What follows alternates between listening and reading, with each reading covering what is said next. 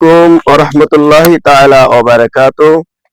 সুপ্রিয় দর্শক, আপনারা দেখছেন আমি একটা ঠিক এই কলা বাগানের নিচে দাঁড়ায় আছি। এটা কলা বাগান।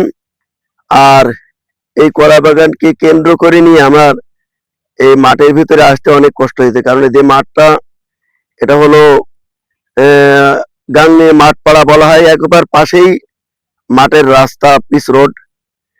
তো এই মাঠের ভিতর দিয়ে অনেক কষ্ট করে এসেছি আপনাদের পাশে।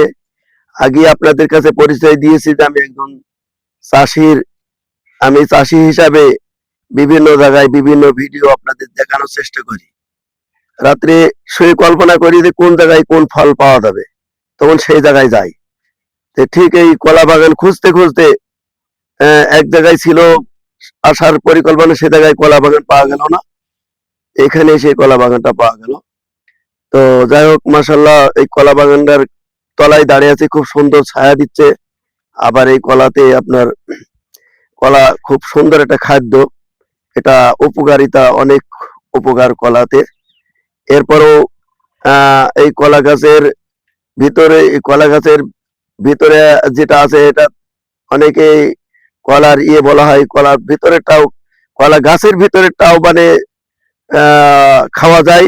আবার কলার মোচা যেটা ফুল, এটাও কিন্তু রান্না করে খাওয়া যায়। তো সব মিলিয়ে আর কি কলার একটা ভালো একটা মানে আর কি নিয়ামতের দিক থেকে আল্লাহ রাব্বুল আলামিন ভালো একটা দিয়েছেন। এই কলা গাছ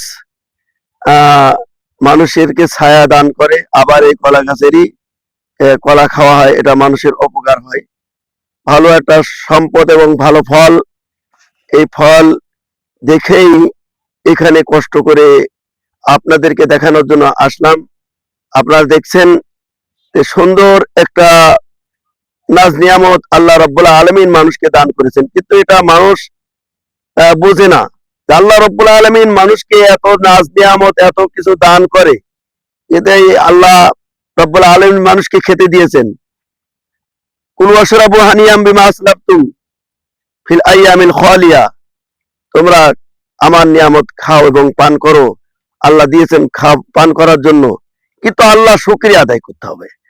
ভাই, আমরা আল্লাহ শুকরিয়া আদায় করি না, আল্লাহর নিয়ামতের প্রশংসা আমরা করি না।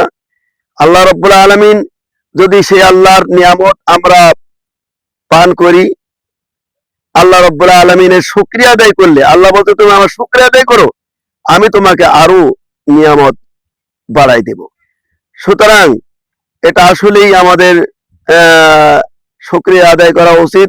সো আপনারা জানেন যে এটা ভালো একটা ফল, এটা মানে মিষ্টি ফল, খুবই ভালো লাগে। আপনারা এটা দেখলেন এবং দেখার পরে আমার এই ভিডিওটি যদি আপনাদের কাছে পছন্দ হয়, ভালো লাগে, আমি কষ্ট করে এসেছি, নিজে একজন প্রতিবন্ধী মানুষ, তারপরেও এই মাঠের ভিতরে কষ্ট করে এসেছি। আপনাদের যদি ভালো লাগে, অবশ্যই আমার এই ভিডিও দেখবেন এবং আমাকে লাইক এবং কমেন্ট, শেয়ার, আমার চ্যানেলটি সাবস্ক্রাইব করবেন। ধন্যবাদ।